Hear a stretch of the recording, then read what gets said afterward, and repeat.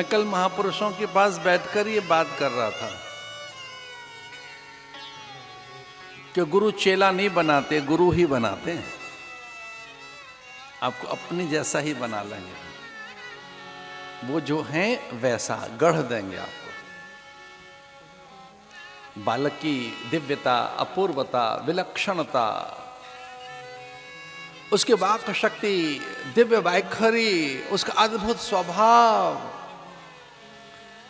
वनवासी गिरिवासी उन भोले भाले जंगल के कोल भील किरातों को चकित करता था। किरात बालक, कोल भील और वनवासी बालक उससे पूछते थे, तू है कौन? तू तो सामान्य बालक है ही नहीं। राजा का ज्येष्ठ पुत्र, मनु का पात्र, ब्रह्मा का प्रपौत्र, जिनके यहां नारद सनकादिक निरंतर आते हों,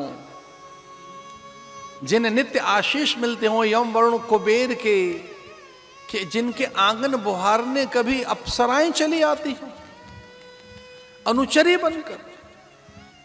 अब कल्पना कर सकते हैं कि जिनके आंगन में झाड़ू लगाने के लिए अप्सराएं चली आए, सुरबालाएं ललनाएं आए, जिन्हें आशीष देने उमा रमा ब्रह्माणी चली आए, जिन्हें अनुग्रह करने के लिए देव चले आए, उस घर का बालक और जंगल में मारा मारा फिरता है, महुआ बीन बटोरता है, जंगली फल।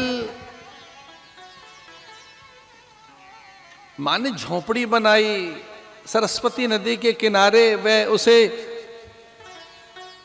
दूर्वा का रस पत्थरों से पीसकर पिलाती,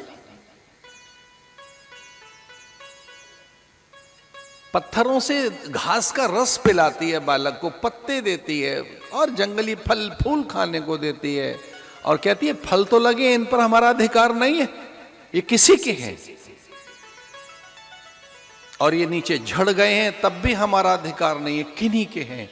जो जंगल के फल हैं जिन पर किन्हीं का अधिकार नहीं है वो हमारे हो सकते हैं, लेकिन पहले उसे पशु लें, पंछी लें, परिंदे लें।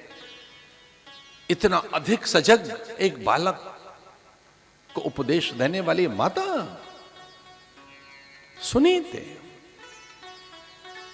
जो उसे बोध कराती है कि जीवन की ऊंचाइयां कहां हैं और उन्हें कैसे चढ़ा जाता है।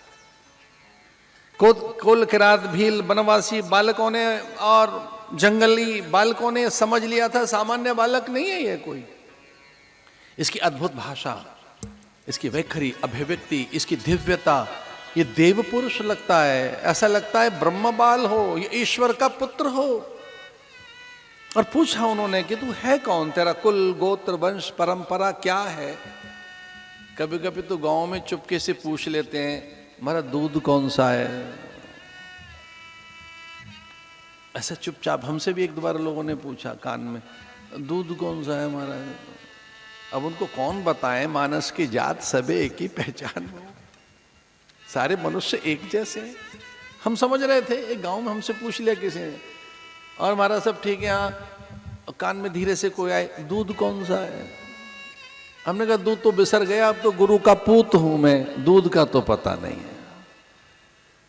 अभी तो गुरु के पूत हैं, जिसके पूत थे उन्हें बिसार दिया, वो बिसर गए, छूट गए, सन्यास के शपथ और सौगंध उसकी मर्यादा में खो गए, नेह नाता रहा नहीं। और हाँ, जब सन्यास हुआ तो उनका पिंडदान भी कर दिया है, विरजा होम के पूर्व उनसे संबंध भी बिसर गए, और पूरा ये विश्व ही कुटुंब बन गया है। तो किसका दूध और पूत बताएं, अभी तो गुरु के बालक हैं। फिर वो अपने आप ही ऐसे अनुमान लगा लेते हैं, सजग है, सावधान है, विद्या है, विवेक है, विचार है, शास्त्रज्ञ है, अथवा प्रस्थानत्रयी का बोध है, या ये कोई ठीक प्रकार का साधु है। कई कई जगह तो ऐसे आदर मिलता रहा। बालक से पूछा, तेरा कुल गोत्र वंश परंपरा क्या, तेरे पिता का नाम क्या है। अब बालक 5 बरस का हो गया था, अच्छे से पूरे अस्तित्व को झिझोड़ दिया उसके। एक साथ इतने प्रश्नों की बौछार, एक साथ जैसे वो एक युद्ध के क्षेत्र में है और इतने प्रश्नों के तीर लग रहे हैं, जैसे मानो एक साथ प्रश्न नहीं है, बाण चल रहे हैं और सब पूछ रहे हैं अरे आप हैं कौन, आपका कुल, गोत्र, वंश, परंपरा, जाति, संप्रदाय, कौन आपके पिता, और आपके पिता कौन और उसके पिता कौन। बालक दौड़ा आया, अपनी मां से पूछा, मां मेरा कुल, गोत्र, वंश, परंपरा, पिता और उसके पिता के पिता के पिता, मैं किस परंपरा से हूं। और हाँ, मां ही तो ज्ञान कराती है कि ये तेरा पिता है।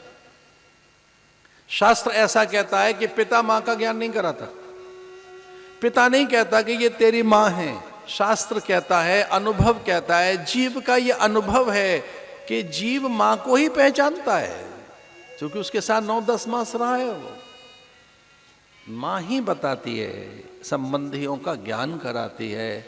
अपनी मां से कहने लगा, ध्रुव मां मेरा पिता कौन है, हमारी परंपरा क्या। और मां समझ गई थी कि अब कोई इतिहास घटित होगा, मां समझ गई थी कि अब कोई अपूर्व घटना घटित होगी।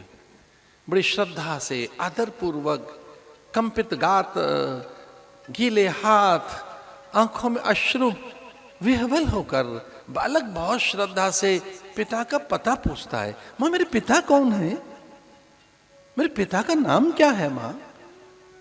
उसके हाथ का गीलापन, ओठों में कंपन, आंखों में याचना, आंखों से गिरते अश्रु, उसके कपोल गाल गीले हो गए। बालक प्रणाम की मुद्रा में है और पूछता है, मां मेरे पिता कौन है, मैं किसका जाया हूं, मेरा कौन है पिता। इतनी श्रद्धा में बालक ने पूछा मां से।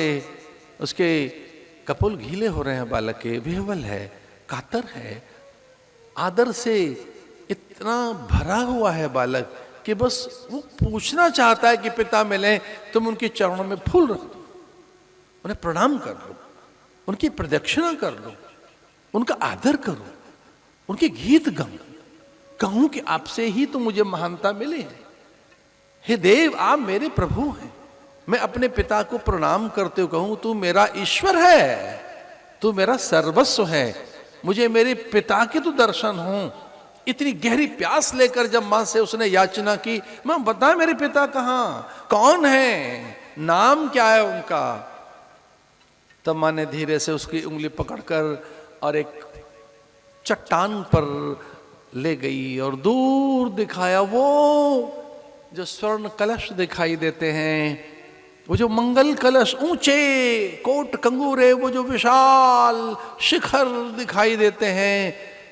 तो बालक हर्षित होकर कहता, हाँ हाँ, वो जो विशाल स्वर्ण शिखर हैं वो, और उनके ऊपर जो ध्वजा पताका है, वो विशाल परिसर।